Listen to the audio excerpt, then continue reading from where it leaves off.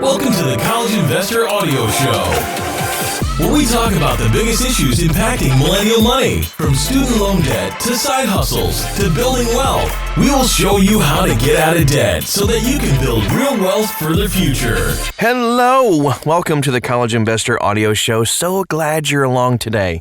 And today we're talking about a very important topic, how to start investing in your 20s, like right after college. This is for 22 to 29-year-olds specifically. If you know you want to invest, or at least you know you should start investing, but honestly have no idea how to start. Who do you trust? Do you pay someone to help?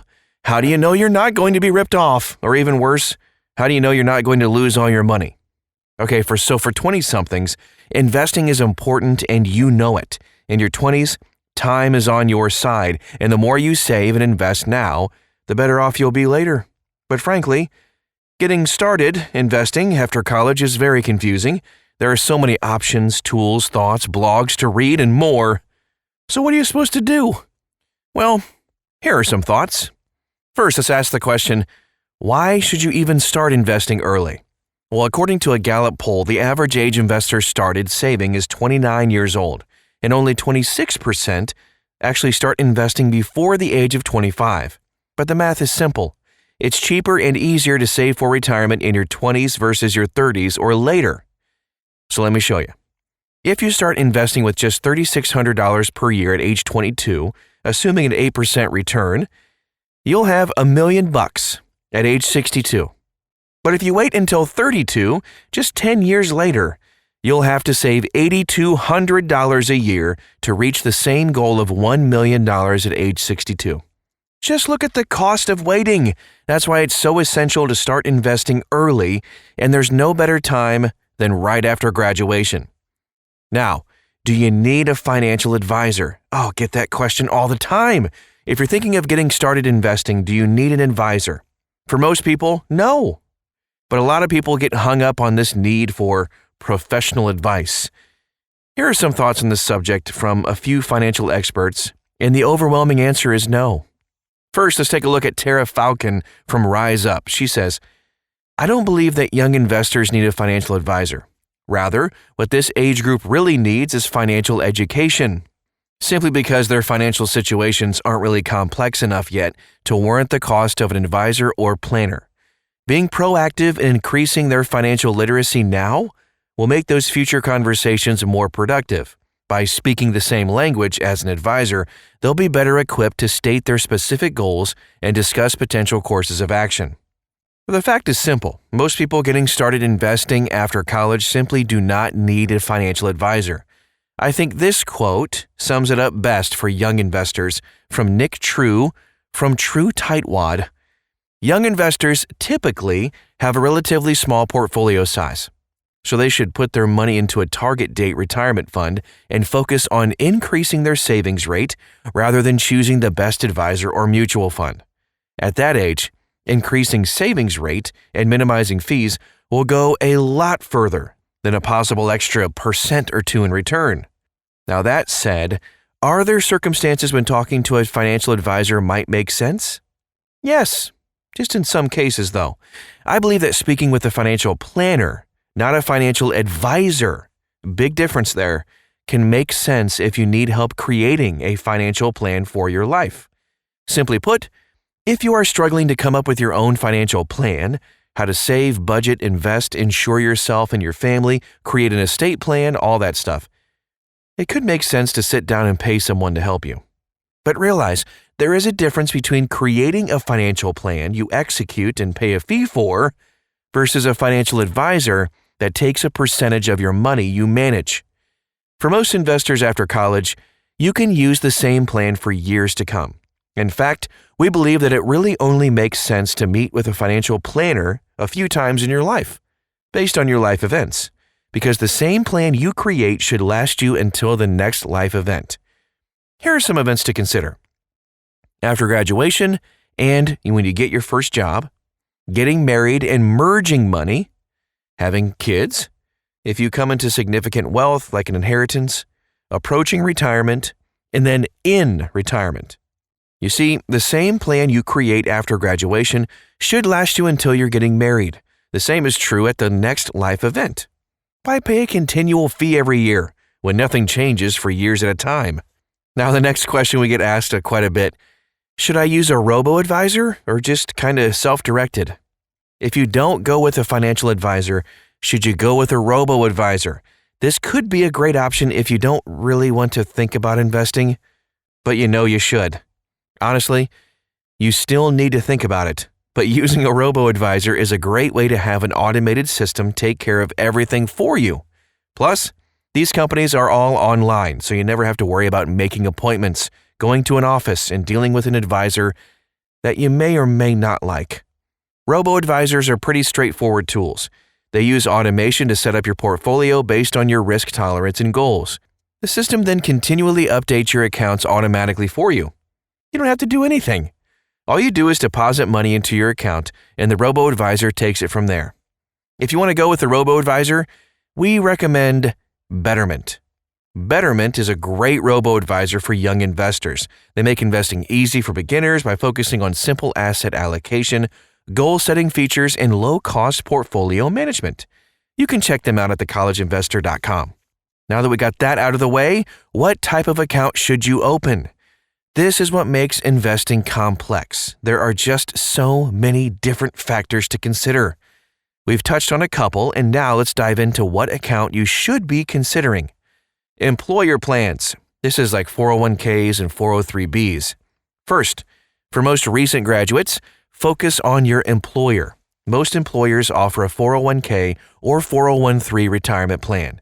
These are company-sponsored plans, which means you contribute and your company typically contributes a matching contribution. I highly recommend that you always contribute up to the matching contribution.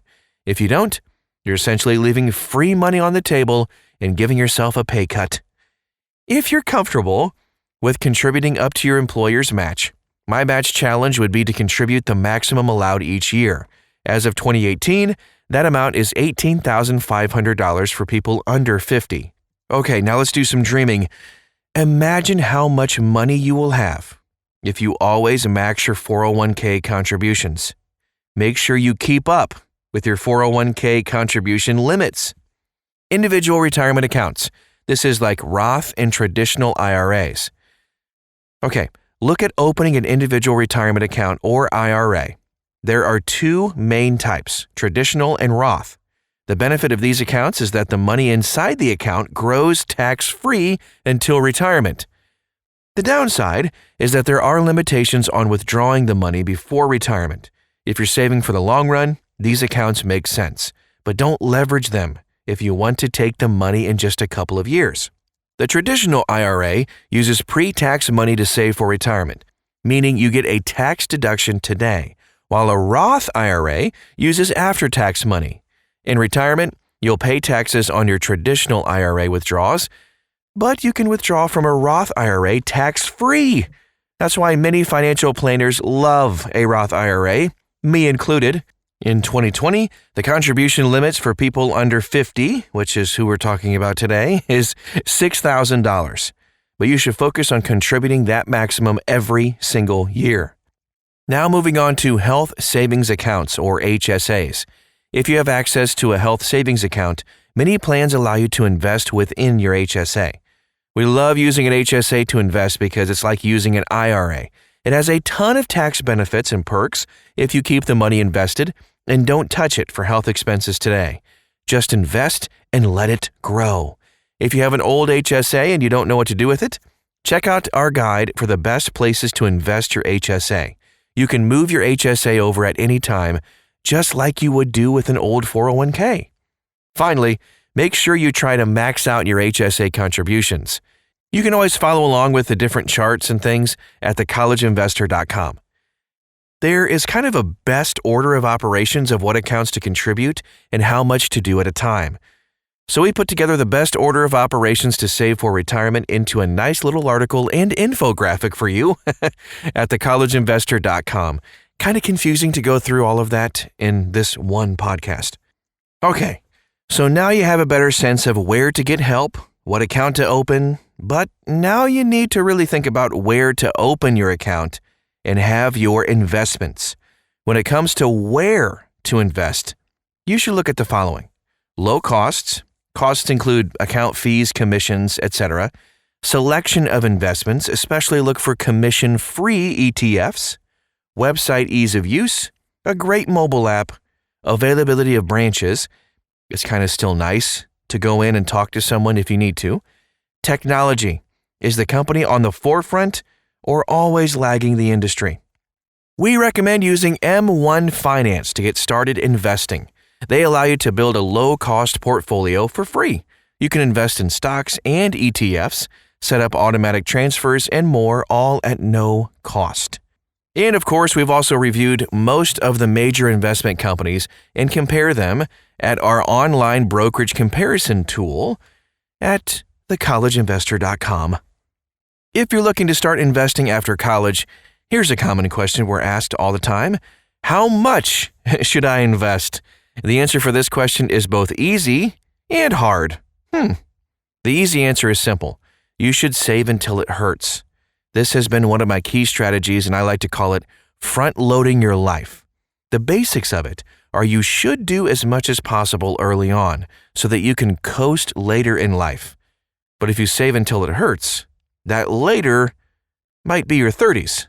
So what does save until it hurts mean? It means a few things. First, you should make saving and investing mandatory. The money you want to invest goes into the account before anything else. Your employer already does this with your 401k, so do it with an IRA too. Second, challenge yourself to save at least $100 more beyond what you're currently doing. Come on, make it hurt. Third, work towards either budgeting to achieve that extra $100 or start side hustling and earning extra income to achieve that extra $100. Here are some goals for you. Max out your IRA contribution, $6,000 per year, or $500 a month. Max out your 401k contribution, $18,500 per year.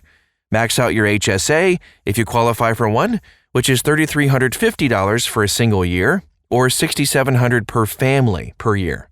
If you side hustle to earn extra income, max out your SEP IRA or solo 401k. Investing allocations in your 20s. This is one of the toughest parts of getting started investing, actually choosing what to invest in. It's not that tough though, but it does scare people the most. Nobody wants to mess up and choose bad investments. That's why we believe in building a diversified portfolio of ETFs that match your risk tolerance and goals. Asset allocation simply means this: allocating your investment money is a defined approach to match your risk and goals. At the same time, your asset allocation should be easy to understand, low cost, and easy to maintain.